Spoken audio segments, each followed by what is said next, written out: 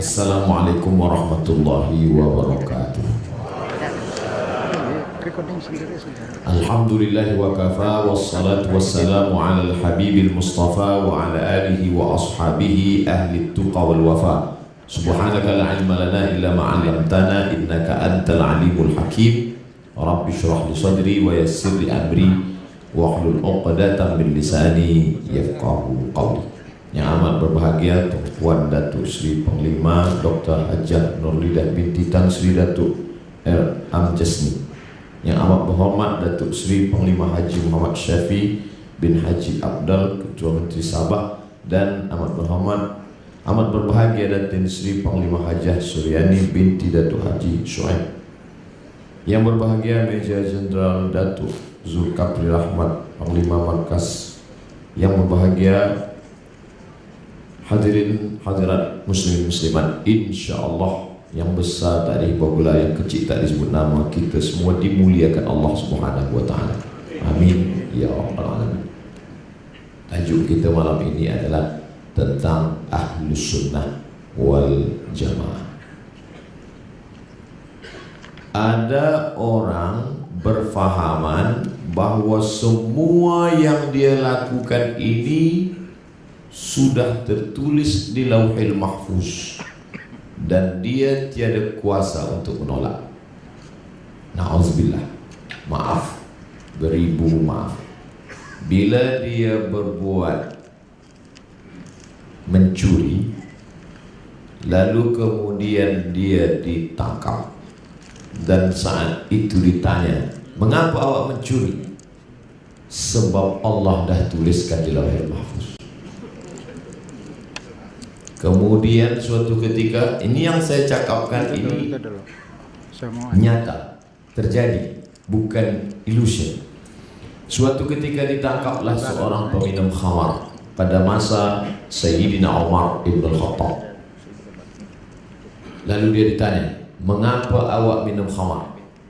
Kata dia, saya sebenarnya tak nak minum khamar, tapi dah tertulis di Lauhil Mahfuz. Maka kata Umar bin Khattab, bagi dia hukuman 2 kali ganda. Pertama, sebab dia salah minum khamar. Yang kedua, dia berbicara tentang akidah tanpa ilmu yang benar. Kelompok ini disebut dengan aliran Jabariyah. Diambil dari kata Jabar. Jabar artinya terpaksa.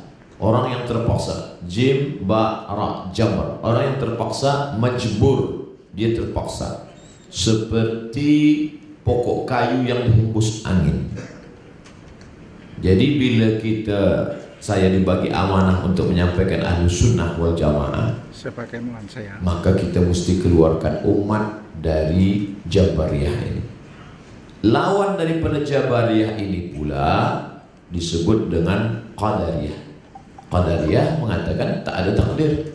Maka rukun iman bagi orang Qadariyah ini 5 saja.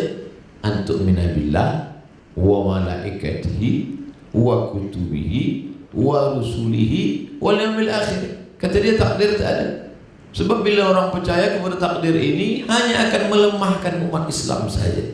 Beratus tahun kita dijajah oleh musuh dan umat Islam tak melawan. Mengapa awak tak berperang? Terima sajalah, dah takdir Allah.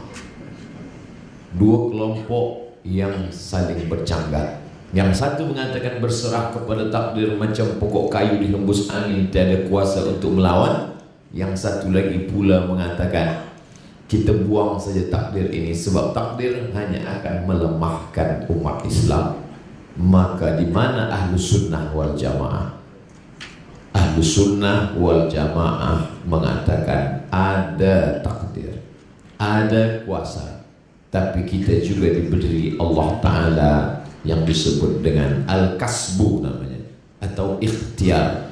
Itu yang disampaikan oleh Al-Imam Abul Hasan Al-Ash'ari. Makanya kita sudah dirumuskan yang namanya Ahlus Sunnah wal Jamaah itu dalam 3 hal. Pertama, dalam akidah. Kedua, dalam fiqh. Ketiga, dalam akhlak. Ini diambil dari hadis Nabi SAW. Sebab kita zaman sekarang ni ada pula puak-puak yang bila kita bercakap dia tanya mana dalil, mana hadisnya. Padahal andai kita sebut pun hadis dia belum tentu juga faham. Tapi dia tanya mana hadis.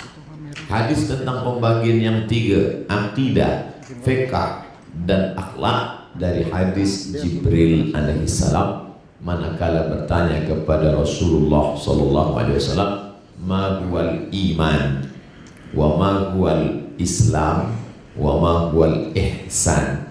Iman antumina billahi wa malaikatihi wa kutubihi wa rusulihi wal yawmil akhir wa biqadri khairihi wa syarrihi.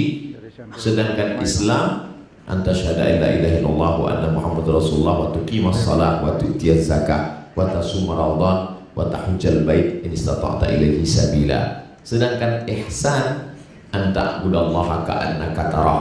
Engkau sembah Allah seakan-akan engkau memandang kepada dia. Fa illam takun tarahu fa innahu yaraka. Bila matamu tak dapat memandang melihat dia, sesungguhnya dialah yang melihat engkau. Maka ketiga-tiga inilah yang mesti dipegang umat Islam dalam yang disebut Ahlus Sunnah wal Jamaah. Akidah kita bukan Jabariyah, bukan Mu'tazilah. Tapi Jabariyah Mu'tazilah ini tak boleh dibunuh. Orangnya mungkin boleh ditangkap, tapi idea, pemikiran dia maka berkembang di university, di YouTube, di internet. Dia sampaikan ini.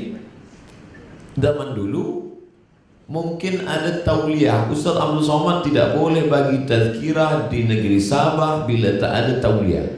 Tapi kita tengok anak-anak kita, masyarakat kita boleh tonton siapa sahaja di internet tanpa ada tauliah. Sebab kita sekarang zaman dunia sudah semacam kampung yang kecil saja. Siapa yang punya handphone, maka dalam genggaman dia sudah ada dunia.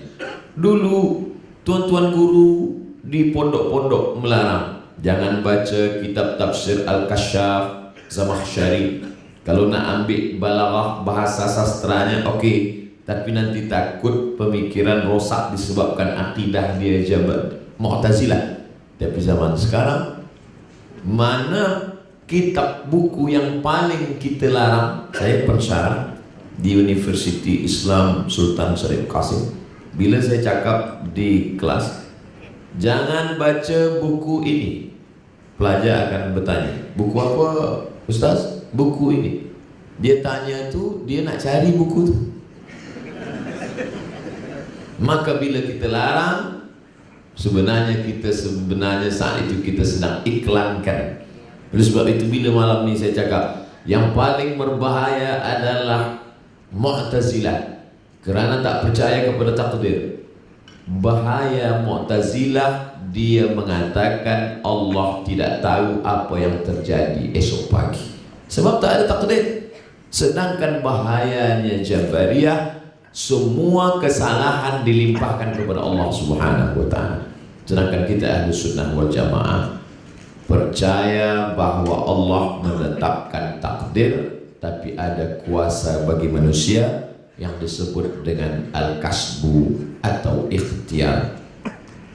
Saya memang ditakdirkan untuk bicara di hadapan orang-orang mulia malam ini.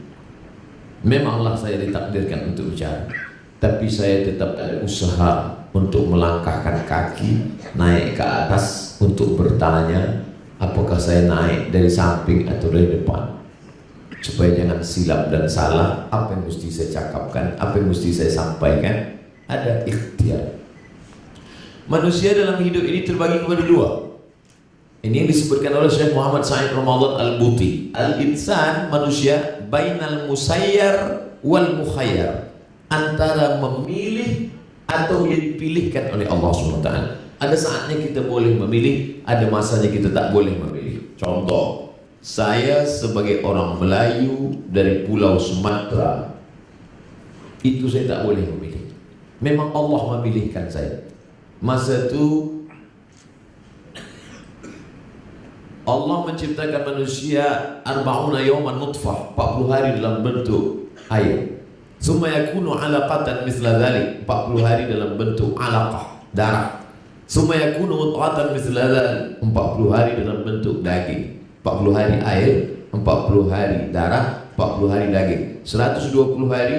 Summa yursalul malaku, datanglah malaikat yang diutus Allah. Saat itu malaikat meniupkan roh ke dalam rahim perempuan orang Melayu di Sumatera, maka saya pun menjadi orang Melayu. Kalau boleh memilih saat itu, mungkin saya nak jadi orang Jepun. Tapi masa itu kita tak ada pilihan. Masa itu kita musayyar. Musayyar dijalankan. Kita tak berjalan sendiri. Tapi ada masanya mukhayyar. Mukhayyar memilih. Ustaz Abdul Somad kata Datuk Mufti berjumpa dengan saya di Kuala Lumpur bulan Februari. Kami nak jemput Ustaz Abdul Somad ke Sabah. Saat itu saya ada dua pilihan, pergi atau tak pergi, datang atau tak datang. Masa itu saya mukhayyar, ada dua pilihan. Nah sekarang manusia ini ada yang dia anggap hidup dia ini tak ada pilihan. Dia anggap semuanya sudah suratan. Lalu semua kesalahan, kekeliruan dia pun dia limpahkan kepada Allah SWT. Na'udzubillah. Apa bezanya kita dengan orang yang dihukum pada masa Umar Ibn Al-Khattab? Ini berbahaya sekali bagi umat. Oleh sebab itu malam ini saya dibagi tajuk bagaimana menjelaskan Ahlu Sunnah wal Jamaah kepada masyarakat. Maka orang-orang ulil amri yang diberi Allah, dititipkan amanah kekuasaan, mesti faham lebih dulu tentang Ahlu Sunnah wal Jamaah sebelum masyarakatnya, sebab mereka adalah orang-orang yang diberikan dua balasan sebagaimana surat Nabi SAW kepada raja daripada Rom, aslim taslam, bila engkau masuk Islam kau akan selamat. Falaka ajrani, kalau kau masuk Islam balasan engkau dua. Pertama, engkau Islam. Yang kedua, rakyat engkau Islam kerana engkau. Begitulah hebatnya orang-orang yang punya kekuasaan. Bila mereka Islam, maka dia pun mendapatkan dua. Begitu juga sebaliknya. Bila mereka tidak tunduk patuh kepada Islam, maka mereka juga ikut bertanggung jawab di hadapan Allah Subhanahu wa taala. Kullukum ra'in, setiap kamu adalah pemimpin, wa kullukum mas'ulun an ra'iyati, setiap kamu akan ditanya tentang apa yang kita pimpin di hadapan Allah Subhanahu wa taala. Termasuk air ini juga ditakdirkan untuk saya. Tapi masa ini saya ada ikhtiar untuk minum atau tak minum. Dan saya pula ada al-kasbu, diberikan Allah kuasa. Ada Allah pinjamkan pada saya sama dengan, ada Allah bagi pada saya basar, pandang. Allah bagi pada saya fuad, hati untuk merenung. Saya tengok tadi ada naik saudara saya seiman. Lepas itu saya pun berfikir, kira-kira sesuai tak kalau saya minum? Layak tak kalau saya minum? Disitulah datang tuntunan Nabi Muhammad SAW dalam hadis Sahih Muslim. Apa kata Nabi? La yashrabanna ahadukum qa'iman, janganlah kamu minum berdiri tegak. Faman nasiya falyastaqi, siapa yang lupa maka hendaklah dia memuntahkan air yang sudah masuk ke dalam mulutnya. Itulah maka saya tak minum. Maka disebut faham saya ini faham Ahlus Sunnah, kerana mengikut sunnah Nabi Muhammad SAW. Tapi mengapa ada hadis menyebut Nabi syariba min ma'i zamzam qa'iman? Hadis sahih juga. Nabi minum air zam-zam tegak berdiri. Oke, saya pindah. Sedangkan dia sendiri yang bercakap, dia katakan la yashrabanna ahadukum qa'iman, jangan minum berdiri. Bila dia melarang orang minum tegak berdiri, dia sendiri minum berdiri. Maaf, orang yang tak faham boleh tuduh Nabi munafik. Beza cakap dia dengan perbuatan dia. Tapi alhamdulillah, masya Allah, tabarakallah, subhanallah. Sekarang manusia modern tunjukkan, rupanya bila kita minum tegak berdiri, Maka di badan kita ini ada macam alat yang diciptakan Allah, penapis air.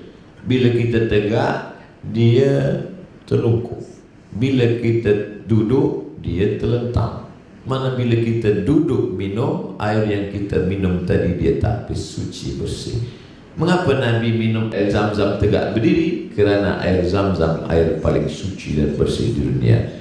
Maka orang yang guna akal fikirannya, Rabbana ma khalaqta hadza batila, tidaklah yang kau ciptakan ini sia-sia. Inna fi khalqis samawati, berfikir tentang langit, wal ardi, berfikir tentang bumi, waqtilafil laili wan nahar, perputaran siang dan malam. Wa fil ardi ayatul lil muqinin, di bumi ada tanda-tanda kuasa Allah. Wa fi anfusikum, dalam diri kita pun ada kuasa Allah. Maka inilah yang dipandang. Maka anak-anak bangsa kita, muslimin muslimat generasi masa akan datang, mesti dia belajar medical, mesti dia ahli daripada sains, kerana dia yang akan menunjukkan Islam ini, menunjukkan Islam keagungan kemuliaan ini di hadapan bangsa-bangsa akan datang.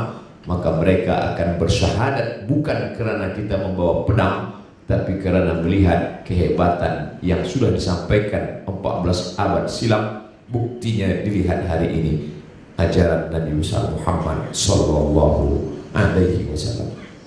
Ini perkara pertama yang ingin saya sampaikan tentang Jabariyah dan Qadariyah.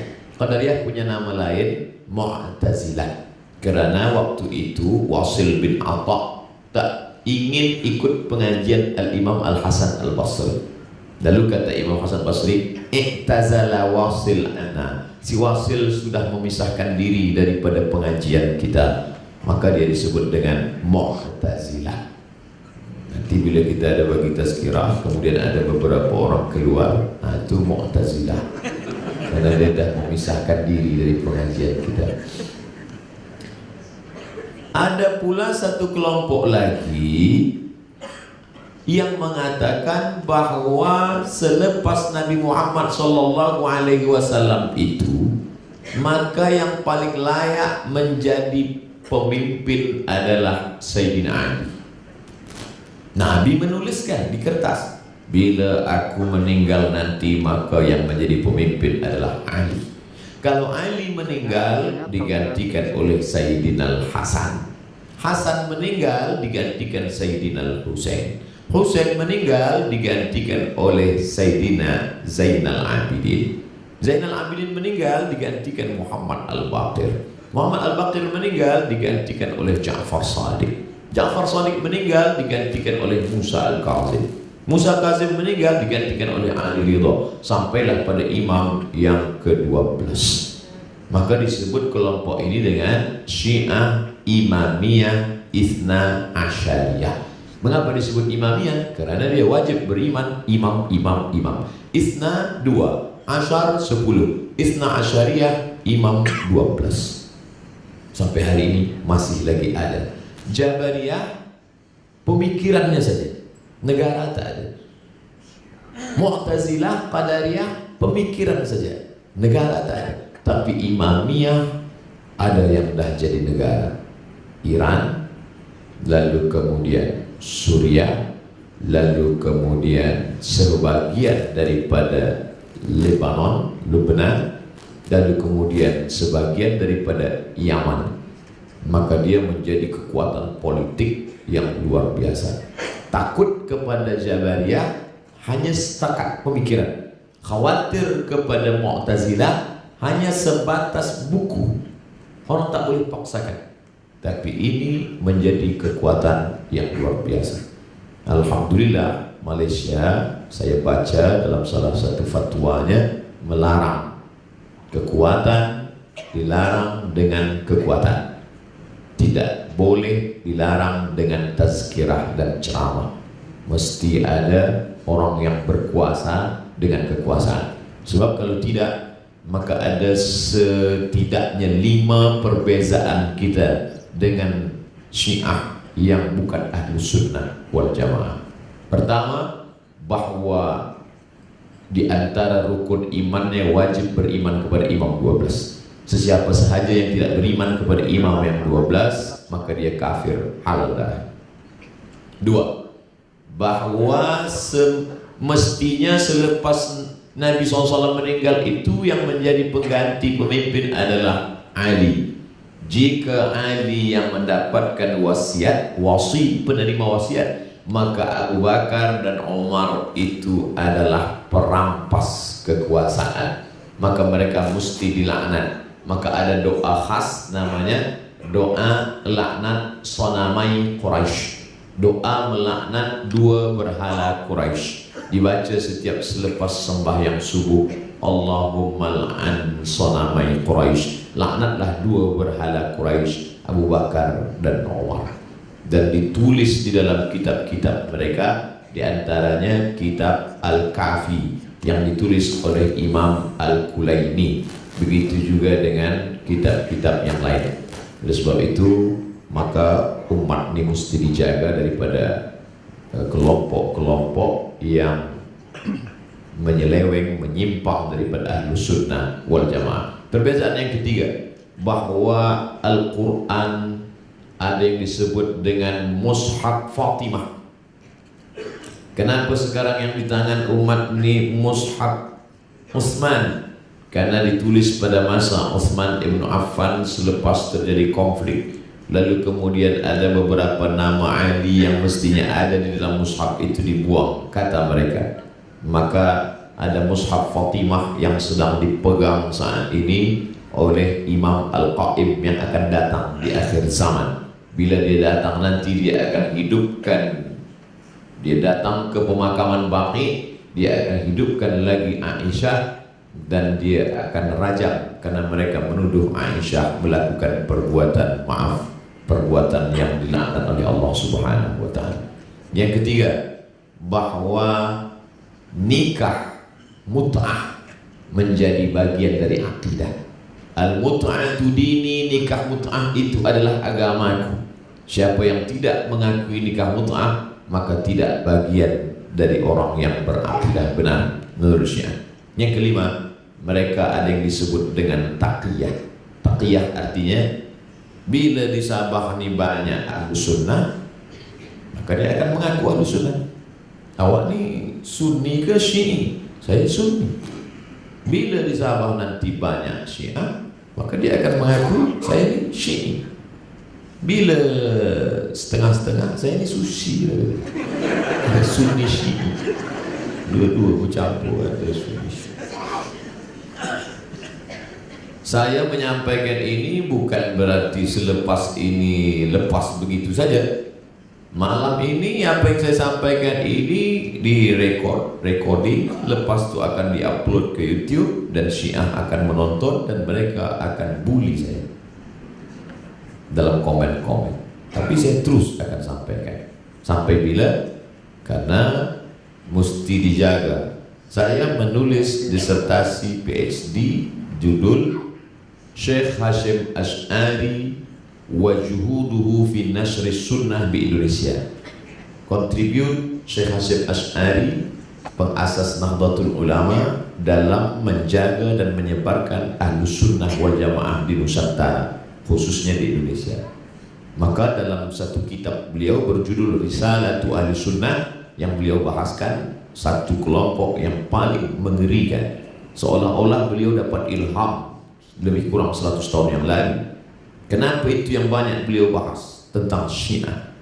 Karena saya yakin Allah ilhamkan pada beliau, ittaqu firasatal mu'min, takutlah pada firasat seorang beriman, fa innahu yanzuru bi nurillah, karena dia memandang dengan nur cahaya dari Allah.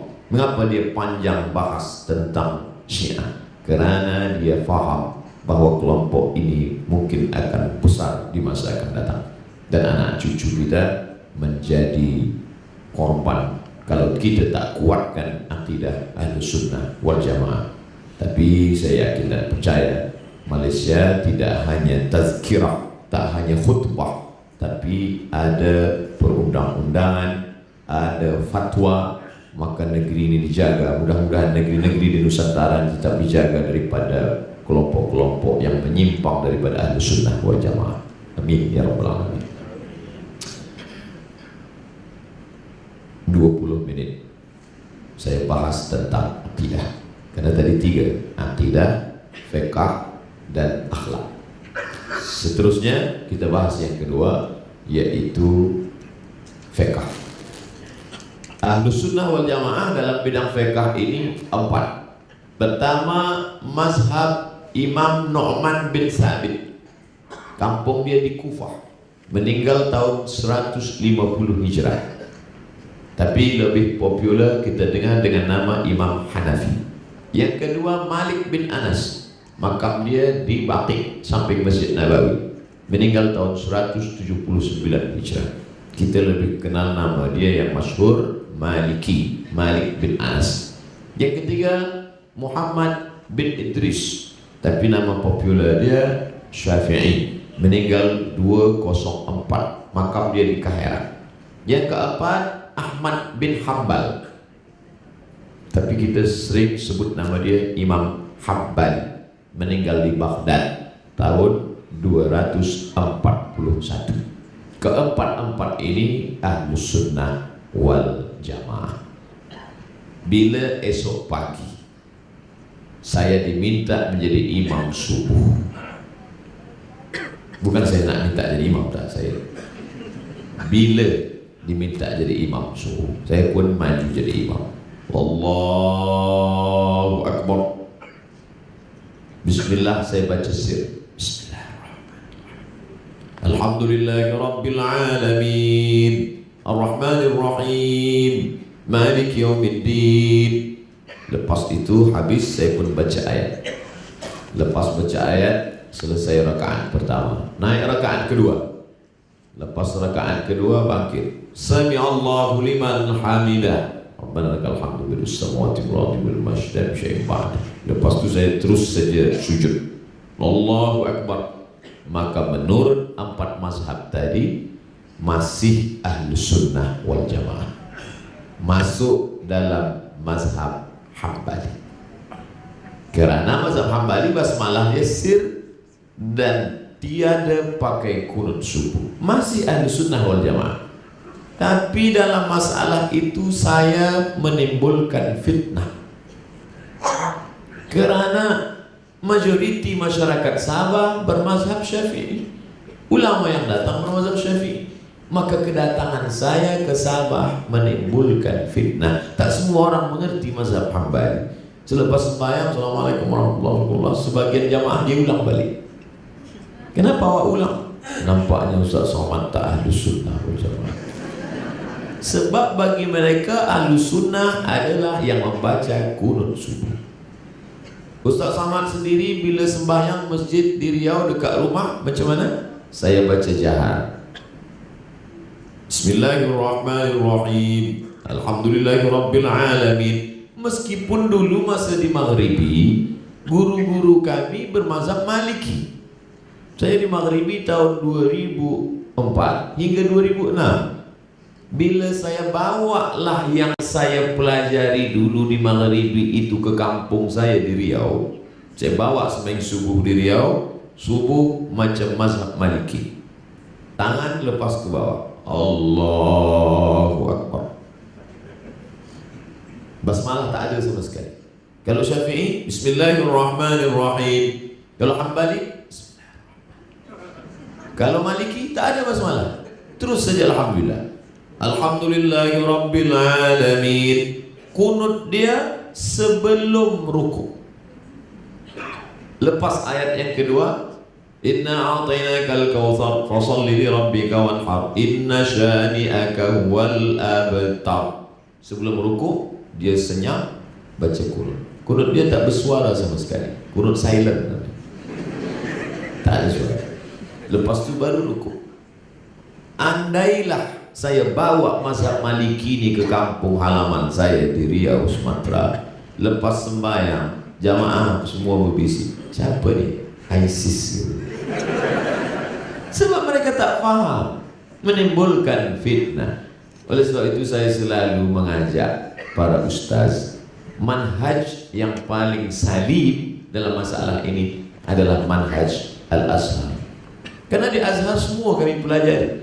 belajar Hanafi, belajar Maliki, belajar Hambali, belajar Syafi'i, tapi dalam mengamalkan kami lebih condong kepada mazhab Syafi'i. Kita tidak menyatakan satu mazhab saja kemudian yang lain kita katakan tak ahli sunnah wal jamaah, tapi dalam mengamalkan, sebab masyarakat ini dia sudah busy dengan berbagai macam problem.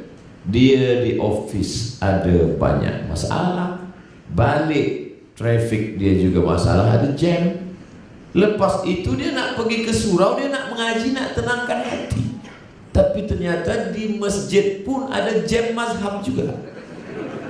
Bila dia lagi nak dapatkan ketenangan?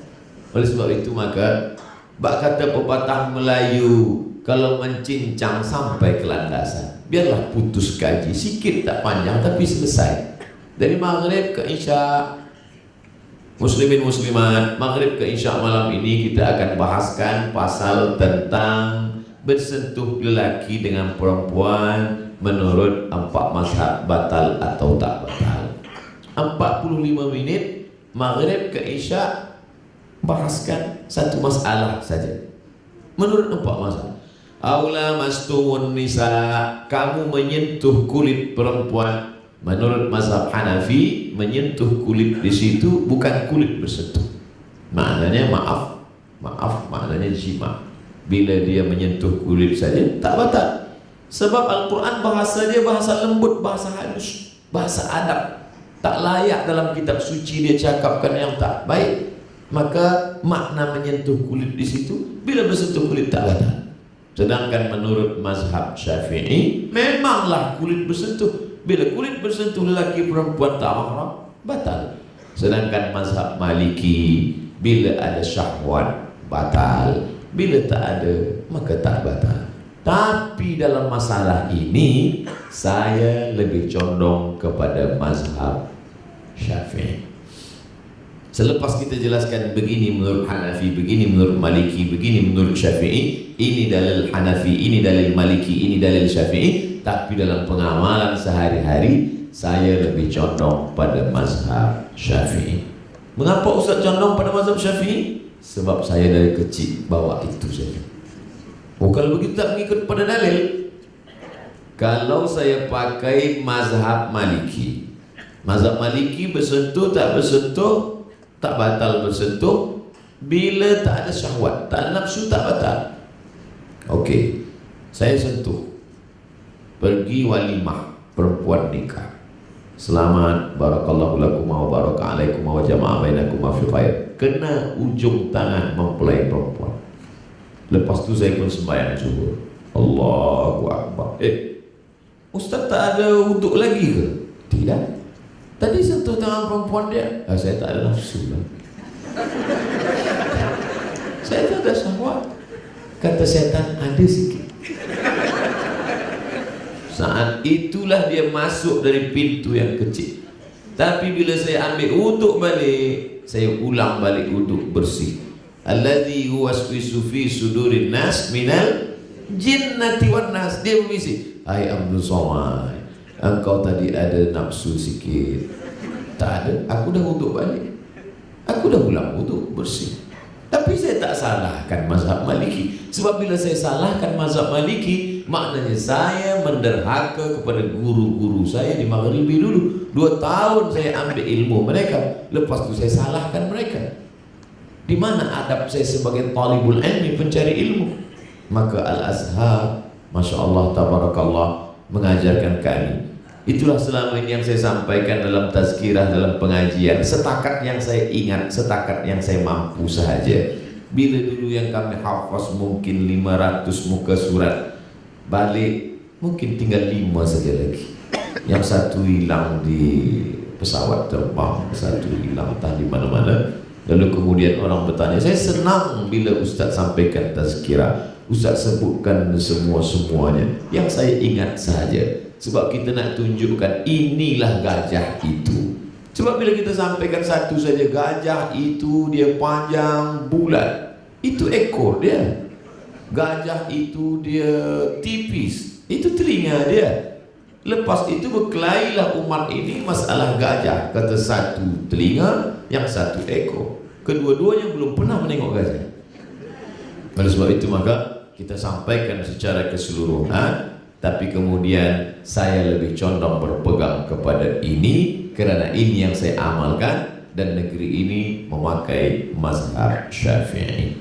Adapun Sabah, tadi lama bercerita dengan Datuk Seri tentang bagaimana kerajaan Brunei, kerajaan Sabah, kerajaan Sulu, para petualang, explorer dari Bajau, lalu kemudian dari Bugis, Makassar, Banjar, semua Nusantara ini mereka berpegang kepada mazhab Syafi'i karena kitab-kitab mereka adalah yang ditulis oleh ulama mazhab Syafi'i. Dan yang paling populer di antara kitab itu adalah kitab Sabilal Muhtadin yang ditulis oleh Syekh Muhammad Arsyad Al-Banjari. Al-Banjari, Banjar, Kalimantan Selatan, Banjarmasin.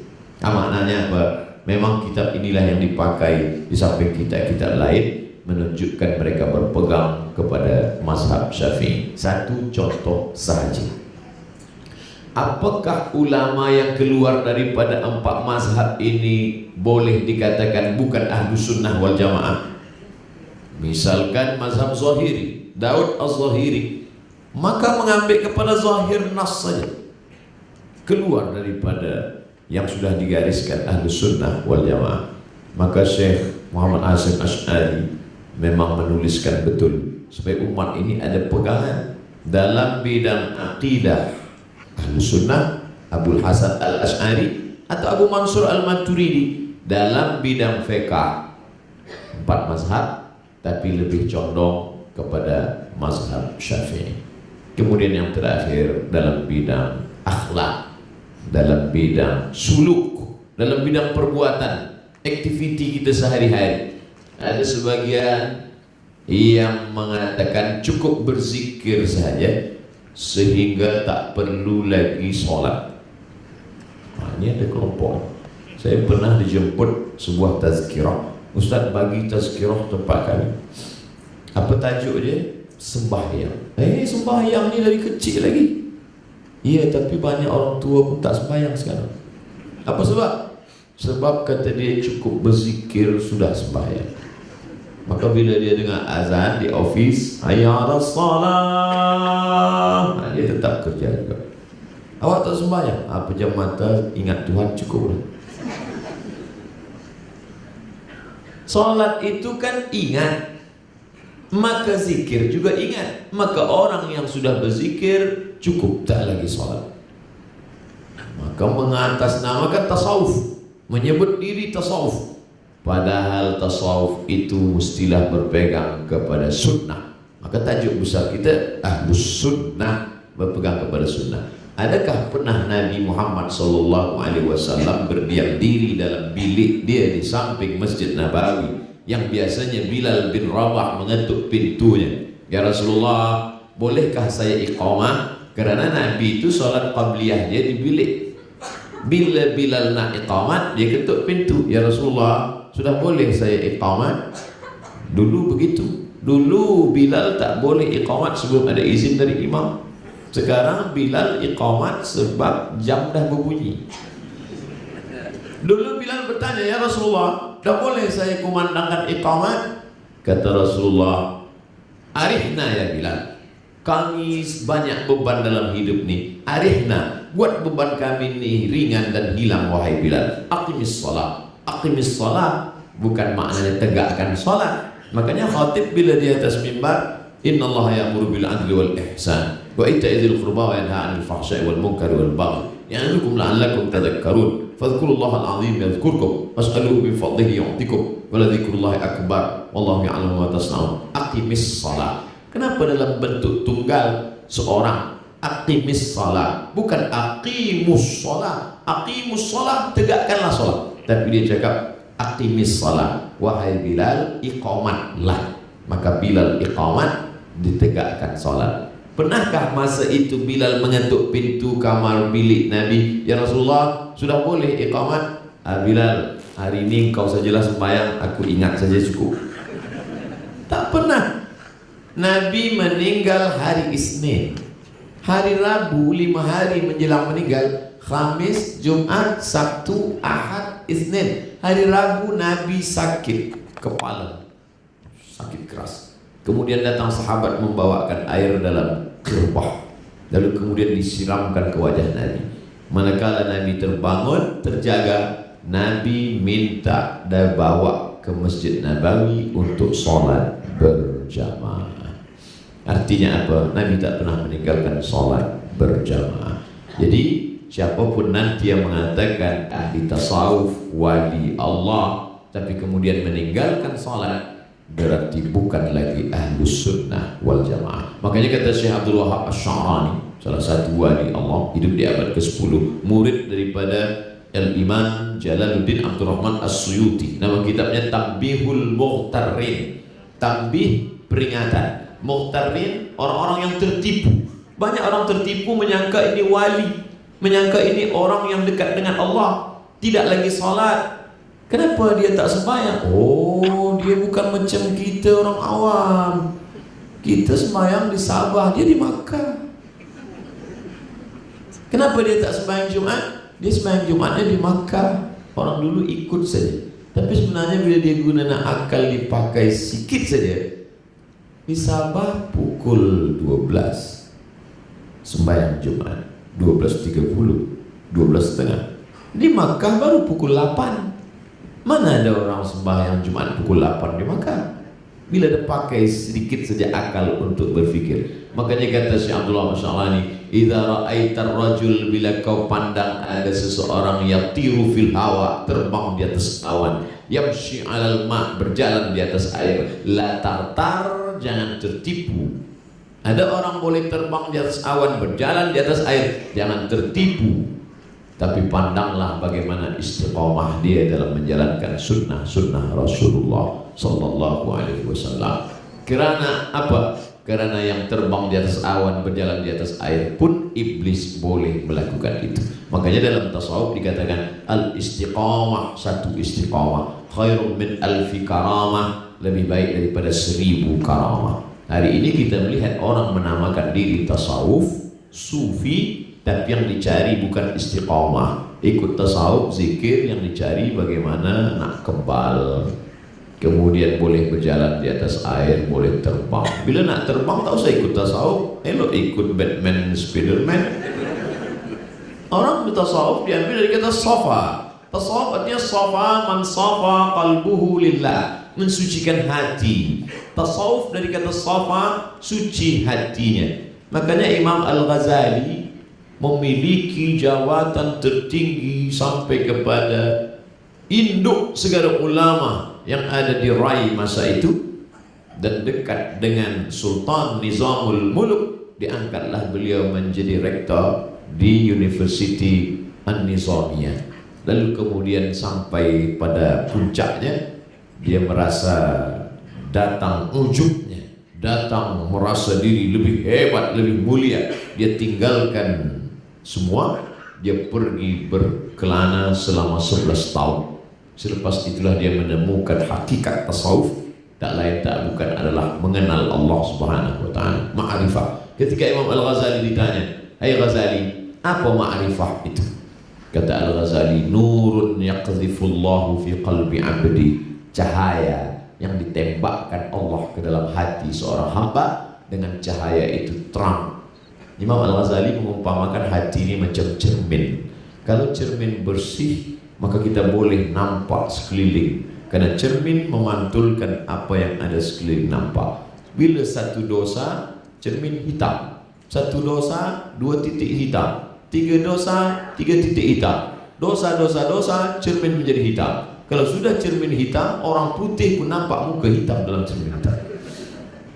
Karena dia menampilkan apa yang nampak pada zahir kita. Oleh sebab itu maka tasawuf pada dasarnya adalah mensucikan hati, bukan mencari karamah. Makanya Sultanul Aulia, sultannya para wali, Syekh Abdul Qadir Al-Jilani, dalam kitabnya berjudul Sirrul Asrar, rahsia dari segala rahsia. Apa kata Syekh Abdul Qadir Jilani? Bagi wali-wali Allah, karamah itu sama macam maaf maaf, beribu maaf. Karamah itu sama macam anak gadis pertama kali uzur haid, dia malu. Mereka wali-wali Allah tuh malu kalau dia punya karamah. Bahkan dia nak hilangkan karamah itu dari diri dia, sebab dia anggap karamah itu hanya melalaikan dia dari Allah. Tapi orang saat ini mengikut tasawuf justru ingin mencari karamah, mencari kelebihan, menunjukkan. Padahal ulama tasawuf dulu ingin supaya rendah hati, tawaduk. Ketika dia tawaduk, di situ Allah mengangkat derajatnya. Maka Imam Al-Ghazali menulis kitab berjudul Ihya Ulumuddin, menghidupkan ilmu-ilmu agama Ahlus Sunnah wal Jamaah. Karena saat itu banyak yang sibuk melupakan sunnah, sibuk menganggap diri sudah zuhud, padahal sebenarnya bukan zuhud. Suatu ketika Aisyah melihat di tepi jalan seorang lelaki dengan baju yang kuyak, dengan kotor, lekuh. Lalu kemudian Aisyah bertanya, "Man hal? Siapa orang ini?" Mereka menjawab, "Huwa azhadun nas." Inilah orang yang paling zuhud. Kata Aisyah, "Bukan ini zuhud. Karena Umar radhiyallahu an azhadan nas." Umar itu orang yang paling zuhud, tapi dia tak meninggalkan dunia. Idza takallama asma, kalau dia bicara suaranya keras. Wa idza masya asra, kalau dia berjalan langkahnya cepat. Wa idza daraba auja, kalau dia memukul pukulannya kuat. Orang yang zuhud jalannya cepat, suaranya kuat, memukulnya kuat. Sekarang orang mengaku zuhud, meninggalkan dunia. Zuhud ke malas. Lalu kemudian selindung di balik nama tasawuf, padahal bohong. Mengaku tasawuf, padahal berteman dengan jin. Disangka orang karamah, dan tidak. Makanya mesti kita jelaskan kepada umat antara waliur rahman dengan walius syaitan. Apakah ini wali Allah atau wali syaitan? Dalam kitab Al-Luma', Luma' artinya cahaya, ditulis oleh Imam Saraj At-Tusi. Suatu ketika seorang ulama mengajak muridnya menjumpai seorang wali. "Wahai murid-murid, ayo kita ke masjid, kita nak jumpa wali Allah." "Baik Tuan Guru." Mereka pun pergilah ke masjid. Sampai di masjid, berjumpalah dengan orang yang dikatakan wali tadi. Rupanya tak berapa lama orang yang disangka wali tadi, Allah nak tunjukkan, dia meludah di dalam masjid. Dia meludah dalam masjid. Selepas itu kata guru, "Mari kita tinggalkan orang ini, dia bukan wali Allah, tapi dia wali syaitan." Kenapa? Karena dia meninggalkan sunnah. Orang yang meludah dalam masjid, orang meninggalkan adab-adab masjid, meninggalkan sunnah. Maka pegangan utama dalam akidah adalah sunnah, pegangan utama dalam fiqh adalah sunnah, pegangan utama dalam tasawuf, akhlak juga adalah mengikut Ahlus Sunnah wal Jamaah. Jadi bila kita dah tunjukkan ini kepada umat, kepada masyarakat, siapapun nanti yang datang membawa tongkat panjangnya 95 cm, maka dia bukan 1 meter. Karena kita dah sepakat bahwa yang 1 meter itu adalah 100 cm, bahwa kurang daripada itu bukan. Jadi standar utama dalam berakidah, dalam fiqh, dalam tasawuf adalah Ahlus Sunnah wal Jamaah. Selama dia berpegang pada sunnah, ikut. Kalau dia sudah keluar daripada sunnah, maka tidak kita ikut. Kalau meludah dalam masjid saja mengeluarkan orang dari wali Allah kepada wali syaitan, bagaimana dengan orang yang minum khamar, orang yang tak menutup aurat, dan disangkakan sebagai wali Allah? Jelas-jelas dia minum khamar, tapi masih dikatakan wali. Itu siapa? Guru saya. Tapi dia minum khamar. Khamar yang awak tengok itu bila dah sampai ke leher dia berubah menjadi zam-zam. Ini jahil. Jahil. Oleh sebab itu dalam bidang tasawuf kita berpegang kepada tasawuf Imam Junaid Al-Baghdadi dan Imam Abu Hamid Al-Ghazali. Dalam bidang akidah Abu Mansur Al-Maturidi, Abu Hasan Al-Ash'ari. Dalam bidang fiqh Hanafi, Maliki, Syafi'i, Hambali. Dalam bidang tasawuf Abu Hamid Al-Ghazali dan Junaid Al-Baghdadi. Mengapa? Mereka ini kan datangnya selepas Nabi meninggal. Mengapa kita tak ikut Abu Bakar, Umar, Utsman, Ali, Thalhah, Zubair, Aisyah? Karena mereka yang menyusun secara sistematik, mereka menyusun secara manhaj, memiliki manhaj yang baik.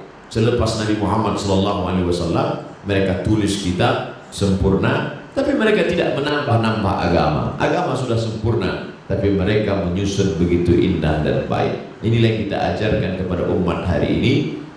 Jadi tidak lagi tazkirah am saja, tapi tazkirah tak keluar daripada 3. Hari Isnin, malam Selasa, akidah sifat 20, wujud tidak baqa, mukhalafatul hawadits, diamu nafsi wa dan yaqutur ilmu hayat sama pasal kalam. Hari Selasa, malam Rabu, mengkaji masalah fiqh dari mulai taharah sampai wudu, sampai tayamum, sampai salat, sampai zakat, haji. Dalam masalah akidah, dalam masalah tasawuf, diawali dari takhalli. Takhalli menghilangkan penyakit hati. Hati kita ini banyak penyakit, takhalli dihilangkan.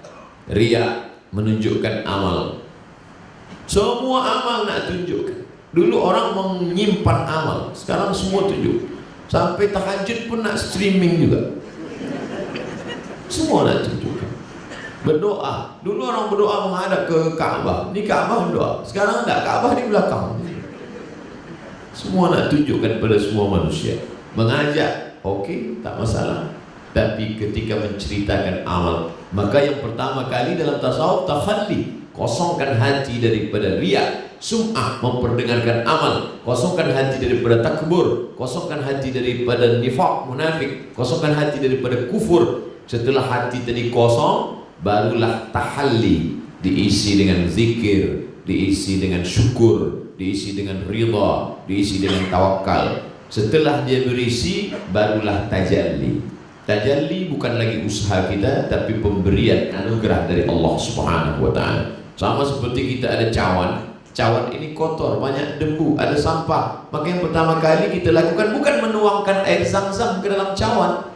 Menuangkan air zam-zam ke dalam cawan yang kotor, cawan tak berubah menjadi bersih, air zam-zam pula menjadi kotor. Tapi langkah pertama adalah takhalli, kosongkan cawan dari sampah. Selepas kita bersihkan, barulah tahalli, tuangkanlah air zam-zam. Setelah tahalli, barulah tajalli. Tajalli, Allah yang memberikan rasa. Selepas itu barulah minum air zam-zam. Allahumma inni as'aluka ilman nafi'an wa rizqan wasi'an wa shifaan min kulli da'in wa saqamin birahmatika ya arhamar rahimin. Terasalah dia bagaimana manisnya iman, terasalah dia bagaimana lezatnya air zam-zam. Tajalli adalah pemberian dari Allah Subhanahu wa ta'ala. Ahlus Sunnah wal Jamaah tak keluar dari yang 3: akidah, fiqh atau syariah, dan akhlak. Dalam bidang akidah, Abu Mansur Al-Maturidi, Abu Hasan Al-Ash'ari. Dalam bidang fiqh, Hanafi, Maliki, Syafi'i, Hambali.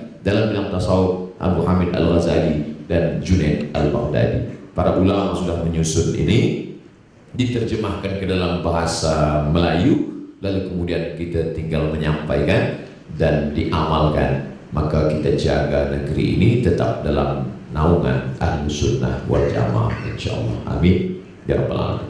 Setelah saya sampaikan ini, apa kewajiban kita sesuai dengan kemampuan kita masing-masing. Bila kita seekor gajah, bawalah satu kayu yang besar. Tapi bila kita hanya seekor semut, bawalah sebutir gula. Perumpamaan, Abdul Somad tak ada kuasa apa-apa, maka Abdul Somad kemana-mana bawa sebutir gula saja. Kalau dia nak bawa kayu, patah tulangnya. Sedang satu gula yang dibawa ini pun banyak juga yang membuli di internet. Tapi bila kita ada kuasa, bila seekor gajah membawa sebutir gula, orang tersenyum. Awak ni gajah apa semut? Kenapa tak pakai kekuasaan yang dititipkan Allah sebagai amanah untuk menjaga Ahlus Sunnah wal Jamaah? Makanya Salahuddin Al-Ayyubi merubah masjid Syiah menjadi masjid Ahlus Sunnah wal Jamaah. Mana itu? Masjid Al-Azhar. Masjid Al-Azhar Kairah diasaskan oleh Jauhar As-Siqili. Siqili, Sisilia, Andalusia, Spain sekarang. Bila saya sebut di kelas bersama mahasiswa Sicilia, Cordova, Kurtuba, mereka tak tahu. Tapi bila saya sebut Real Madrid, Barcelona, apa-apa. Dekatlah itu, satu negeri yang sama. Betapa jauhnya pengetahuan pelajar-pelajar kita hari ini pada negeri yang sama. 700 tahun umat Islam berkuasa. Kekuasaan begitu hebat. Oleh sebab itu, selama ada orang-orang yang amanah, yang diberikan Allah kekuasaan. Makanya kata Imam Ahmad bin Hanbal, seandainya engkau punya doa yang makbul, tapi doamu cuma satu, jangan minta istri salihah, karena tak mungkin berbagi dengan orang lain. Tapi mintalah pemimpin yang adil. Sebab bila dapat pemimpin adil, Ahlus Sunnah wal Jamaah tegak. Masjid Al-Azhar berubah menjadi Masjid Ahlus Sunnah karena pemimpin adil Salahuddin Al-Ayyubi. Banyak orang yang mencela tasawuf. Tasawuf tidak mengajarkan jihad. Tasawuf hanya berzikir saja. Orang lupa Salahuddin Al-Ayyubi yang membebaskan Palestina dari perang salib adalah orang yang mengkhatamkan kitab Ihya Ulumuddin Al-Ghazali. Kenapa Al-Ghazali tak bercerita tentang jihad? Kenapa Al-Ghazali tidak mengajak umat untuk berjihad? Al-Ghazali bercerita jihad yang lebih hebat. Jihad melawan hawa nafsu, hubbud dunia, cinta dunia, wa karahiyatul maut, takut mati.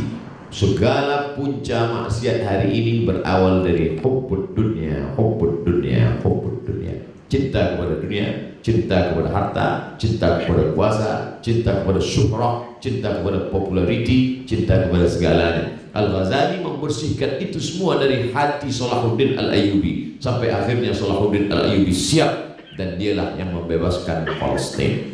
Bila ingin membebaskan Palestina hari ini, mesti ada hati seperti hati Umar bin Khattab, hati seperti Salahuddin Al-Ayyubi. Umar sudah berbuat, Salahuddin sudah berbuat. Yang ketiga siapa? Insya Allah akan datang dari Nusantara, insya Allah. Amin ya rabbal alamin. Karena kita yang belum pernah dapat, India sudah pernah, Turki sudah pernah, Mongol sudah pernah, tapi Nusantara belum. Maka kita menjaga Nusantara, Nusa pulau, antara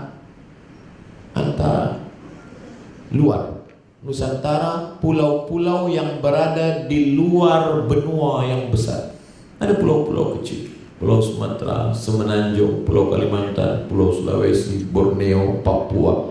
Pulau-pulau ini Nusantara. Maka Nusantara ini yang terpecah dari berbagai negeri, bentuknya sama. Bila kita pergi, maka mereka juga menduga sama. Pergi kita ke Makkah, mereka susah nak bezakan muka Abdul Somad ni Malaysia ke Thailand ke Indonesia. Dia tanya, Indonesia, Thailand. Kenapa hitam? Lama berjemur di pantai. Kita ni kemiripan. Dari mula wajah, bahasa ada kesamaan, tapi disatukan oleh satu bahasa, satu agama. Adapun yang tidak beragama dengan kita, maka mereka juga saudara kita dalam ukhuwah insaniyah. Orang yang kita ingin selamatkan, bila kita tegak di tepi jalan, kita akan tarik tangan orang yang bila ada mungkin terjadi accident, kita tarik tangan dia. Tapi tak banyak orang ingin menyelamatkan orang lain yang terperosok ke dalam, keluar dari Ahlus Sunnah wal Jamaah. Sebab orang lebih melihat yang zahir daripada yang batin. Bila ada orang terkena yang zahir, accident, dia selamatkan. Tapi bila ada orang yang accident batin yang tak nampak, faham apapun yang merusak kepalanya, dia biarkan. Maka tajuk malam ini, mudah-mudahan kita terselamat dalam 3 hal: akidah, fiqh, dan tasawuf, tazkiyatun nafs, pensucian hati. Saya mulai tadi pukul 9 kurang suku, sekarang pukul 10 kurang suku, 60 menit. Mudah-mudahan bermanfaat, insyaAllah. Amin ya rabbal alamin. Terima kasih segala perhatian. Mohon maaf segala kekhilafan. Ada soalan-soalan akan saya jawab. Yang tak boleh saya jawab, saya akan bawa ke Pekanbaru Riau. Saya akan jawab. Saya buatkan video, akan diupload di channel Ustaz Abdul Somad Official. Jangan lupa subscribe, like, and share.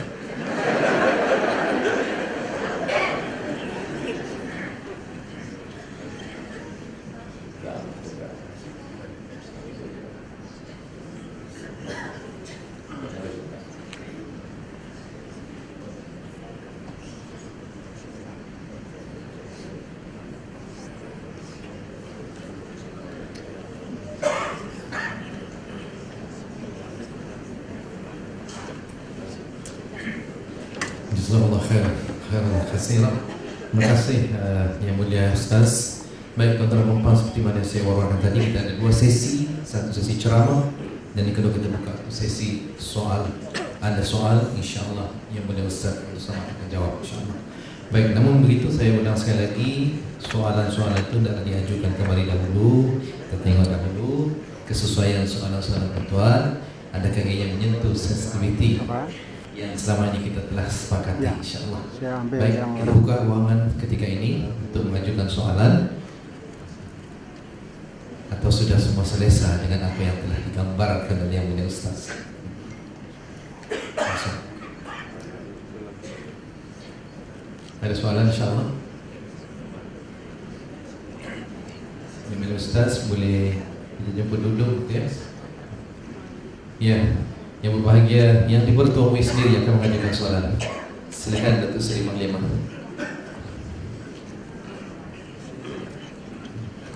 Mohon perhatian bagi mic.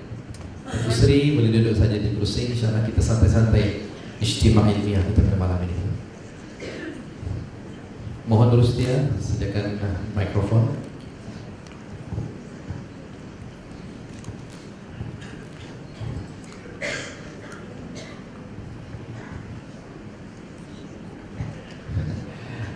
Kongsian soalan di situ. Silakan. Itu Seri yang hormat.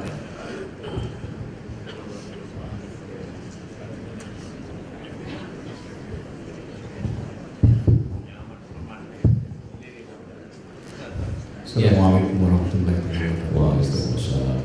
Saya ini kurang mendalam dalam pengalaman dan juga pengajarannya, cuma ingin bertanya sebagai seorang besar. Dalam Islam itu rukunnya 5. Yang pertama itu kalimat syahadat. Asyhadu an la ilaha illallah wa asyhadu anna Muhammadar Rasulullah. Ya Tuhan sallallahu alaihi wasallam, Muhammad itu Rasulullah. Zamannya Nabi Allah Ibrahim, zamannya Nabi Ismail. Waktu itu Rasulullah tidak ada. Adakah waktu itu Islamnya berbeda, belum disempurnakan? Ataupun ajaran Islam ataupun ajaran agamanya berbeda sebelum Rasulullah? Karena rukunnya Islam itu 5. Mungkin waktu zaman Nabi-Nabi dahulu ibadahnya kepada Allah Subhanahu wa Ta'ala itu berbeda-beda pengajarannya. Tapi di sini disempurnakan dengan itu karena Nabi Sallallahu Alaihi Wasallam. Jadi saya nak tanya sih Ustaz, perbedaan dia zaman. Adakah waktu zaman itu Nabi Allah Ibrahim, Ismail tidak ada kesempurnaan Islamnya itu, ya, ataupun ajarannya berbeda-beda sehingga diturunkan masa zaman Nabi Muhammad SAW itu? Baik, yang amat berhormat Datuk Seri.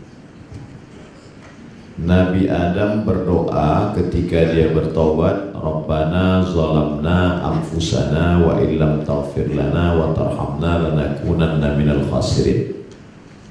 Selepas itu Nabi Adam menambah doanya, Allahumma inni as'aluka bihaqqi Muhammad. Ya Allah, aku memohon kepada Engkau berkat Muhammad, antaghfirali, ampunkan dosaku. Adam menyebut Muhammad. Tentu setengah orang confused sebab Muhammad datang sesudah Adam. Dari mana Adam tahu Muhammad? Allah bertanya. Allah bertanya, bukan Allah tak tahu, Allah Maha tahu. Tapi Allah nak bagi tahu pada sesiapa sahaja yang mengecilkan Muhammad. Maka Allah tanya, dari mana engkau tahu Muhammad ada, wahai Adam? Kata Adam, lamma khalaqtani, ketika engkau ciptakan aku, wa nafakhta fi ruhi, kau tiupkan ruh ke dalam jasadku, rafa'tu ra'si, ku angkat kepalaku. Aku pandang ada tertulis nama Muhammad di samping nama. Nama itu tertulis di kaki-kaki tiang-tiang arsy. Itulah dalil mengapa beberapa masjid menulis nama Allah Muhammad, Allah Muhammad. Lalu kemudian aku tak tahu nama itu siapa, tapi rasanya nama yang mulia tentulah bersanding dengan namamu ya Allah. Maka aku bertawassul kepada engkau melalui nama Muhammad sallallahu alaihi wasallam. Kisah ini disebutkan oleh Sayyid Muhammad bin Alawi bin Abbas Al-Hasani Al-Maliki dalam kitab Mafahim Yajib An-Tusahhah. Bahkan Ibnu Taimiyah dalam kitab Majmu' Fatawa menyebutkan beberapa hadis tentang Adam minta ampun kepada Allah dengan menyebut Muhammad sallallahu alaihi wasallam. Jadi persaksian bahwa la ilaha illallah, tiada Tuhan selain Allah, bahwa Muhammad Rasul utusan Allah sudah ada sejak Adam alaihissalam berdasarkan riwayat-riwayat yang sahih. Yang menjadi masalah adalah syariatnya berbeda. Makanya kata Allah, likullin ja'alna minkum syir'atan wa minhaja. Setiap nabi-nabi itu kami jadikan syariat yang berbeza. Salat zaman Nabi Sulaiman tak sama dengan salat dengan zaman Muhammad SAW. Makanya banyak menyebut Nabi Sulaiman meninggal ketika sedang sholat, padahal dia berdiri. Ketika lapuk tungkatnya dimakan rayap, dia jatuh. Kalau begitu sholat zaman Nabi Sulaiman itu tak ada rukuk sujud, dia tegak saja berdiri. Sedangkan zaman Nabi Isa alaihissalam sujud. Itulah mengapa kita lihat pemimpin-pemimpin tokoh Kristen begitu sampai ke suatu kawasan dia sujud. Sedangkan syariat sempurna zaman Muhammad SAW, semua solat dalam nabi-nabi itu disatukan dalam solat Muhammad SAW. Makanya solat Nabi Muhammad ada tegak, ada ruku, ada sujud, ada tasyahud, ada salam. Maka innama, kata Allah SWT, al-yawma akmaltu lakum, hari ini kusempurnakan alaikum ni'mati wa raditu lakumul Islam madinah. Syariat berbeza tapi akidahnya tetap satu, la ilaha illallah Muhammad Rasulullah, disempurnakan setelah datangnya Muhammad dalam bentuk yang zahir, yang nampak, kedatangan Muhammad anak Abdullah bin Abdul Muttalib bin Hashim bin Abdi Manaf yang dilahirkan manusia bernama Aminah, lalu kemudian dalam bentuk yang nyata membawa syariat-syariat tadi yang disusun oleh ulama fiqh, salat, zakat, puasa, haji, jual beli, dalam bidang disebut dengan fiqh. Lalu sunnah yang kedua tadi. Wallahu a'lam. Terima kasih. Kita masih buka ruang lagi. Silakan Ustaz. Assalamualaikum. Mohon bersedia. Waalaikumsalam. Assalamualaikum warahmatullahi. Waalaikumsalam. Saya Abdul Halim Abbas, ingin bertanya kepada Ustaz tentang gelombang serangan pada Ustaz sekarang. Saya nampak hebat dan YouTube. Jadi bagaimana perasaan Ustaz menghadapi hal ini?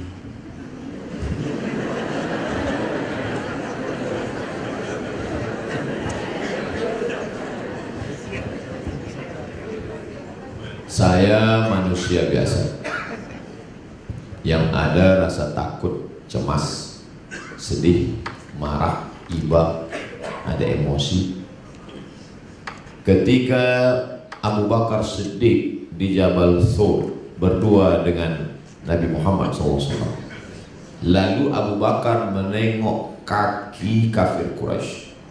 Kalaulah orang kafir Quraisy itu memandang ke bawah ya Muhammad, nasib baik malam itu kafir Quraisy nengok ke atas.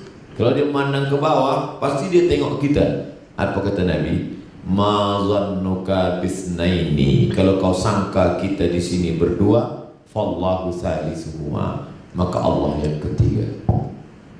Apa pelajaran dari kisah hijrah itu? Bahwa orang selevel Abu Bakar pun tetap ada takutnya. Abu Bakar, apalagi Abu Somad.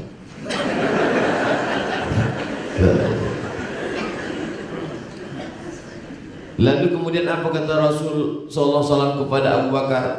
Idhuma fil ghari, diabadikan dalam Al-Quran, menunjukkan kisah itu luar biasa. Idhuma fil ghari, ketika mereka berdua di dalam gua, idh yaqulu li sahibihi, ketika dia berkata kepada sahabatnya, la tahzan, yang dijadikan Aid Al-Qarni judul buku, don't be sad. La tahzan, innallaha ma'ana. Jangan kau takut wahai Abu Bakar, Allah bersama kita. Innallaha ma'ana, Allah bersama kita. Tapi berbeza pertanyaan, berbeza ucapan Muhammad SAW dengan ucapan Musa. Musa juga mirip macam itu. Ketika di hadapannya Laut Merah, di belakangnya Fir'aun. Apa kata Bani Israel? Inna lamudrakun, kita akan tertangkap wahai Musa. Fir'aun dah dekat nih, di hadapan kita Laut Merah, kita akan tertangkap. Kata Musa, kalla, tidak. Inna ma'iya rabbi sayahdi, bersamaku ada Allah. Kenapa beza jawaban Muhammad dengan Musa? Muhammad mengatakan innallaha ma'ana, Allah bersama kita. Tapi Musa mengatakan ma'i, bersamaku. Karena sahabat Muhammad ketakutan, sedangkan sahabat Musa menakut-nakuti. Maka bila ada orang yang takut, Ustaz, macam mana lah nasib kita nanti? Saya akan bagi tahu dia, innallaha ma'ana, Allah bersama kita. Tapi bila ada yang menakut-nakuti saya, nanti bila Ustaz tertangkap macam mana? Kalla, inna ma'iya rabbi saya, bersamaku ada Allah, bersama kau tak ada. Nampaknya bunyinya sombong aku, tapi tentu berharap doa orang banyak. Kadang-kadang kita ini menyangka bertuah, padahal sebenarnya kita ini menumpang tuah. Menumpang tuah doa orang-orang soleh dari sahabat, insyaAllah. Amin. Allah. Baik, silakan. Bismillahirrahmanirrahim. Assalamualaikum warahmatullahi wabarakatuh. Waalaikumsalam. Saya Sarbi bin Marmin dari Pertubuhan Islam Seluruh Sabah. Saya ingin penduaan nama buku-buku yang perlu dibeli, yang menyentuh tentang ilmu fiqh sampai kepada ilmu tasawuf atau ihsan sebagai rujukan atau bacaan, agar nanti ilmu yang sepatutnya kita miliki itu dapat kami rujuk dengan kitab-kitab tersebut. Maksud saya inilah senerai nama kitab-kitab. Ya, terima kasih Ustaz. Baik. Akidah, fiqh, tasawuf, Ahlus Sunnah wal Jamaah. Dalam bidang akidah, kitabnya di dalam Abul Hasan Al-Ash'ari, mazhab Ash'ari, Al-Husunul Hamidiyah, untuk pelajar mutawassithah, Al-Husunul Hamidiyah. Lalu kemudian di atas itu adalah Ad-Dasuqi ala Ummil Barahin. Itu yang selalu dipelajari di pondok-pondok sekolah agama. Al-Husunul Hamidiyah, Ad-Dasuqi ala Ummil Barahin, Aqidatul Awam.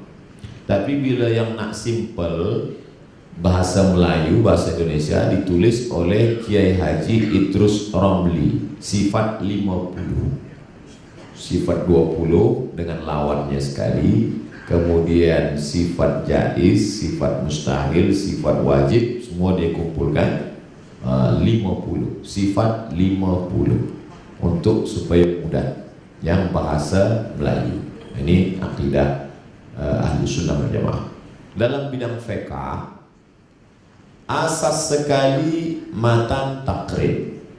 Selepas itu naik ke atas Fathul Qarib, naik lagi ke atas I'anatul Talibin, naik lagi ke atas Al-Mahalli. Kalau nak lebih besar lagi Al-Majmu' Syarah Muhazzab, induk-induk asas. Adapun kitab-kitab lain sebagai kitab-kitab tambahan. Tapi kalau nak yang bahasa Melayu, fikah Islam Sulaiman Rashid.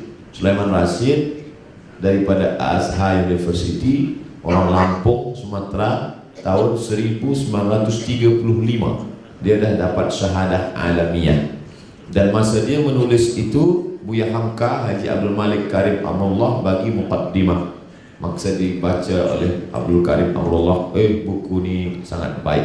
Apa kata Hamka? Andai aku menulis belum tentu bahasanya sebaik ini. Pujian Hamka. Saya selalu bagi pelajar yang asas sekali supaya dia boleh bezakan mana rukun, mana syarat, mana wajib, mana sunat, mana sunat muakkad. Fiqh Islam Sulaiman Rashid. Kemudian dalam bidang tasawuf, Bidayatul Hidayah, awal-awal dapat hidayah, Imam Al-Ghazali. Kemudian pula Irsyadul Ibad, di bawah itu lagi ditulis oleh Nawawi Al-Bantan yang menulis kitab Marah Labid fi Kashfi Ma'anil Qur'anil Majid. Tapi kalau nak yang paling lengkapnya, bahkan psikologi Muslim Islam juga banyak mengkaji kitab ini, Ihya Ulumuddin. Tapi orang Melayu susah nak baca Ihya Ulumuddin. Datang ulama Melayu yang membuat Ihya Ulumuddin itu menjadi simple, mudah untuk dibaca orang. Itulah dia kitab Sayrus Salikin. Sayrus Salikin itu sebenarnya intisari daripada Ihya Ulumuddin. Sayrus Salikin ditulis oleh Syekh Abdul Somad Al-Falembani, Palembang, Sumatera. Dan beliau meninggalnya di Kedah. Masa kerajaan Kedah diserang oleh Siam. Bangkit semangat jihad dia, pergi dia dari Sumatera, pergi ke Kedah dan mati syahid. Nah, jadi jangan katakan orang tasawuf ini hanya memetik zikir tasbih dalam kelambu. Dia mati melawan Siam. Masa kerajaan Siam menyerang kerajaan Melayu Kedah. Oleh sebab itu maka mereka sudah mutu qabla anta mutu, matilah kamu sebelum mati. Sampai hari ini kitab Sayrus Salikin yang merupakan intisari Ihya Ulumuddin masih dikaji di beberapa surau, masjid, pondok di Sumatera, khususnya di Palembang, di Riau masih. Ditulis oleh Syekh Muhammad Syekh Abdul Somad Al-Falembani. Saya ingat itu karena namanya sama nama saya. Wallahualam. Itulah 3 yang saya ingat tentang kitab-kitab untuk 3 spesialisasi. Ya, teruskan lagi. Silakan yang berdoa usia. Assalamualaikum warahmatullahi wabarakatuh. Waalaikumsalam. Saya mohon penjelasan mengenai dengan rahmatan lil alamin. Islam itu adalah rahmatan lil alamin. Mohon diperjelaskan. Masih. Alam dalam bahasa Arab masih wallah, itu arti alam. Segala selain Allah maka dia alam. Rahmatan lil alamin, Islam ini menjadi rahmat bagi segala. Adakah Islam ini menjadi rahmat bagi kambing? Kenapa Ustaz tiba-tiba ingat kambing? Tadi makan kambing. Datuk Seri bagi Ustaz makan kambing. Adakah Islam ini menjadi rahmat bagi kambing? Lalu kemudian datanglah seorang Arab menarik kambing tersiksa, lalu kemudian dia jatuhkan ke lantai, lalu kemudian dia asah pisau di mata kambing itu, di muka mata kambing itu dia asah. Nabi menengok itu marah. Apa kata Nabi? Aturidu an tumitaha mautatin. Apakah engkau nak buat kambing ini mati berkali-kali? Dulu masa saya kecil, saya tengok Pak Cik nak potong kambing, kata datuk, kata nenek, jangan asah di mata kambing, jangan asah pisau di. Dulu saya sangka itu adat kita orang Melayu saja. Rupanya baru saya paham, rupanya itu hadis Nabi SAW. Tak boleh mengasah pisau di depan mata kambing, ditutup. Makanya telinga kambing yang panjang itu ditutupkan ke mata kambing. Nak potong tu, baringkan sisi kiri ke arah kiblat. Mata kambing itu ditutup dengan telinga dia yang panjang tadi. Kalau tak panjang, Ustaz ambillah daun ke apa, potong. Karena kata Nabi SAW, Idza qataltum fa ahsinul qitlah. Kalau kamu membunuh, bunuh dengan baik. Sekali bunuh mati. Wa idza dzabhtum fa ahsinuz dzabhah. Kalau kamu nyembelih, sembelih dengan baik. Macam mana menyembelih dengan baik? Falyuhidda syafratahu, pisaunya tajam. Wal yurih dzabihatahu, buat binatang itu mati tenang, jangan distres, ketakutan. Maka rahmatan lil alamin, kambing pun dapat rahmat. Adakah semut-semut dalam pokok kayu, kayunya di dalam tanah yang lapuk dapat rahmat? Ya, karena kata Nabi, la yabulanna ahadukum fil juhri, jangan kencing di lubang tanah. Di lubang tanah orang kencing tak boleh. Sebab dua. Pertama, lubang tanah masakinul jin, tempat jin. Ini banyak jin mengamuk sekarang. Sebab orang rosakkan coba. Yang kedua, bahwa lubang tanah ada di dalam itu hasyarat, serangga, semut-semut. Semut yang dalam lubang tanah dapat rahmat, rahmatan lil alamin. Sekarang saya ditontonkan video-video bagaimana orang menyiksa, membunuh binatang. Ada ditembak otak, ada dalam Islam tak boleh bunuh binatang. Datang seorang sahabat menghidupkan api di sarang semut. Dihidupkan. Nabi menengok, Nabi marah, kata Nabi, la yu'adzibu bin nar illa rabbun nar. Tak boleh menyiksa dengan api kecuali Rabb, pemilik api, Allah Subhanahu wa taala. Adapun bila dia mengganggu boleh bunuh, sekali pukul mati. Uqtulul aswadaini fi shalah, bunuhlah dua yang hitam walaupun kau sedang sembahyang. Allahu akbar. Nampak dua yang hitam, bunuh. Dua yang hitam itu ular dengan kala. Handphone tak? Sebab saya dulu di Maghrib ada sembahyang, berbunyi handphone, dia mati. Lepas sembahyang kawan tanya, kenapa awak matikan handphone? Bunuhlah dua yang hitam walaupun sedang sembahyang. Wah, ini tak betul. Ini qiyas ma'al farid. Tak boleh dikiaskan binatang dengan handphone. Sebelum sembahyang itu matikan dulu, bukan sedang sembahyang. Saya tak cerita tentang manusia. Kalau kepada binatang begitu rahmatnya, apalagi kepada manusia. Satajiduna rijalan fis sawami. Khutbah Nabi masa melepas tentera ke Mu'tah. Ada satu kawasan namanya Mu'tah. Nanti kamu akan merebut Mu'tah. Satajiduna rijalan fis sawami. Kamu akan berjumpa dengan orang-orang yang di temple, church, padri, pendeta. La ta'ridu lahum, jangan ganggu mereka. La taqtulu sabiyan murdi'a, jangan bunuh budak kecil. Wala syaikhan faniya, jangan bunuh orang tua renta. La tahdimu buyuta, jangan rusak, jangan rosakkan rumah. La taqta'unna syajaratan, jangan cabut pokok kayu. La taqiranna nakhlan, jangan potong pokok korma, karena korma makan mereka. Mana akhlak ini? Oleh sebab itu seorang perempuan bernama yang menulis buku History of God, kemudian dia tulis bestseller, dia tulis buku satu lagi History of Prophet Muhammad. Di situ dia sebutkan Karen Armstrong. Di situ dia ceritakan bagaimana dulu ketika mereka merebut Palestina, Baitul Maqdis, seorang penguasa non-muslim berjalan di atas sungai darah. Dia sembelih manusia sampai kudanya boleh berenang dalam lautan darah. Tapi manakala Islam mengambil kekuasaan Palestina dengan aman dan damai, kunci pintu Palestina diserahkan kepada Sayyidina Umar ibn al-Khattab. Saya tak nak bagi kunci Palestina kecuali langsung kepada Umar bin Khattab. Bila orang lain saya tak nak. Sebab dia nak tengok Umar tu macam mana. Dia sangka Umar bin Khattab akan datang dengan baju sutra, dengan baju emas, dengan... Tiba-tiba dia tengok dari kejauhan ada dua orang naik unta. Dua orang, satu di bawah, satu di atas. Sudah dekat, dia tak tahu yang mana Umar bin Khattab. Sedang Umar dengan hamba sahaya dia berganti-gantian. Bila aku letih, aku di atas, engkau di bawah. Ya, kita berganti.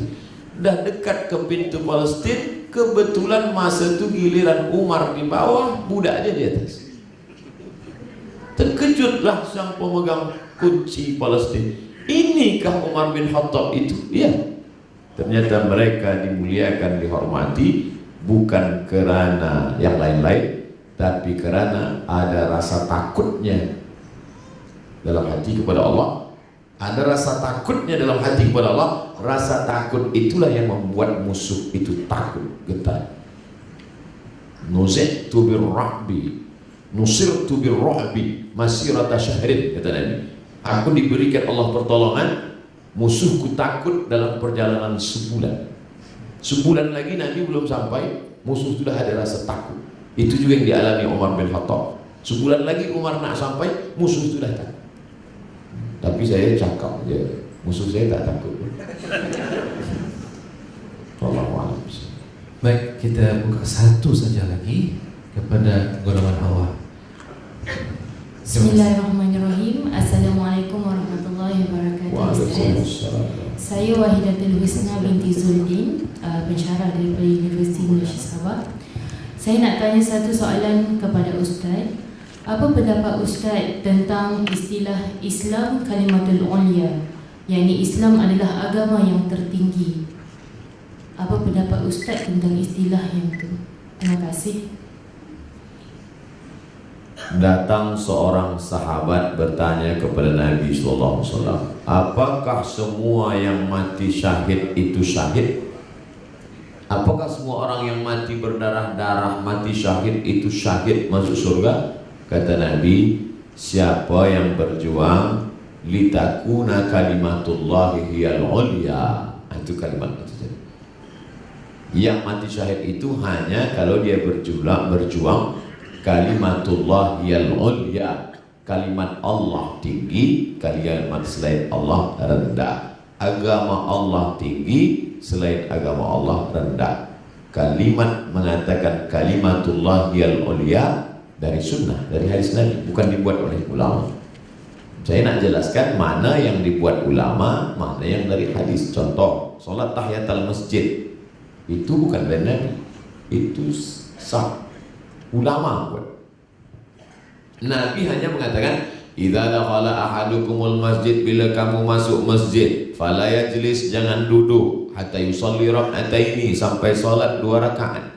Tapi Nabi tak ada sebut tahiyatul masjid. Datang ulama bagi nama. Apa nama dia? Tahiyatul masjid. Sebab bila tak kita bagi nama, kita susah jawab. Ustaz sembahyang apa tadi? Saya sembahyang apabila kamu masuk masjid jangan duduk kecuali 2 rakaat. Saya nak bagi tahu ini Quran, ini hadis, ini ulama. Puan pensyarah kata litakuna kalimatullah hiyal ulya, itu bukan ulama. Tapi Nabi menyebut. Apa maknanya? Bahwa yang paling tinggi, segala yang tinggi adalah segala yang dikaitkan kepada Allah. Abdun, hamba, budak, sahaya, rendah. Tapi bila hamba itu dilekatkan dengan Allah, maka naik derajat dia. Abdullah, Abdullah, Abdurrahman, Abdul Ghafur, Abdul Somad. Nah, bait, rumah. Kita semua punya rumah. Rumah biasa saja, tapi manakala rumah itu disandingkan dengan Allah, maka dia paling tinggi. Baitullah, Abdullah, utusan. Kamu siapa? Saya utusan dari pengetua kampung. Utusan. Tapi manakala utusan itu disandingkan dengan Allah, maka dia tinggi. Rasulullah, Baitullah, Abdullah, Rasulullah. Lalu kemudian kita ini disebut dengan Ibnu Amatillah. Kita anak dari hamba Allah, budak sahaya. Kalau saya punya sahaya, punya budak, dia bekerja, maka hasil kerja dia bukan punya dia, tapi punya saya. Budak, kau pergi bekerja di kebun, gaji engkau punya aku. Budak saya tadi punya anak, anak dia punya saya, boleh saya jual. Maknanya apa? Kalau sudah menghambakan diri pada Allah, kita tak punya apa-apa. Harta kita, nyawa kita punya Allah. Allah dah beli. Innallaha ashtara minal mu'minina anfusahum wa amwalahum. Allah sudah memberi diri kita dan harta kita sudah pernah dibeli Allah. Dengan apa Allah membeli? Bi anna lahumul jannah, dengan surga. Aku beli dirimu dengan hartamu, aku bagi engkau surga. Barang yang sudah dijual tak boleh dijual dua kali. Milik Allah SWT. Maka makna litakuna kalimatullah yang mulia, Allah segala. Jadi kalau masih lagi mengedepankan yang lebih diutamakan adalah diri kita, kuasa kita, harta kita, belum lagi sampai pada makna litakuna kalimatullah ya mulia Allah. Generasi inilah yang kita tanamkan dalam pikiran mereka, dalam akal mereka. Berjuanglah engkau. Kadang ada manusia dia berpikiran simple, sederhana saja. Nanti bila engkau dah besar, kau kerja, makan, nikah, rumah, kereta, dah. Apa beza dengan kucing? Coba kita tengok Muhammad Al-Fatih, masa ayah dia memandikan dia dari tepi sungai. Apa kata ayah Muhammad Al-Fatih? Nah, itu di seberang sungai sana, seberang lautan sana, itu namanya benteng tembok Konstantinopel. Nanti kau akan rebut itu. Itu yang terakam di dalam kepala Muhammad Al-Fatih. Sampai akhirnya manakala dia berusia 21 tahun, dia rebut itu, dirobahlah Konstantinopel menjadi Istanbul. Dan sebab itu maka kita tanamkan kepada kepala anak-anak kita, kamu akan menjadi penolong agama Allah. Kamu akan menjadi apapun di masa akan datang. Dia boleh menjadi dokter, dia boleh menjadi ahli agama, dia boleh menjadi apapun, tapi semuanya untuk menolong agama Allah. Litakuna kalimatullah hiyal ulya, supaya kalimat Allah yang paling tinggi. Tak sanggupkah Allah mengangkat? Wa may yanqalib ala aqibaihi, andai semua manusia di dunia ini murtad, naudzubillah, fala yadurullah syai'a, Allah tak rugi walau sedikit pun. Lalu kenapa kita disuruh menolong agama Allah? In tansurullah, kalau kau tolong agama Allah, yansurkum, Allah akan menolong kamu. Wa yuthabbit aqdamakum, Allah akan mengokohkan kaki kamu saat berhadapan dengan Allah. Tak ada kaki yang kuat, tapi Allah bagi kekuatan. Ini yang kita tanamkan pada anak-anak kita. Bukan setakat makan, kereta, rumah, kerana itu semua akan hilang, akan sirna, akan tak membawa apa-apa. Tapi ada yang lebih penting, ma ta'buduna min ba'di, bila aku mati nanti kau akan sembah apa? Wallah.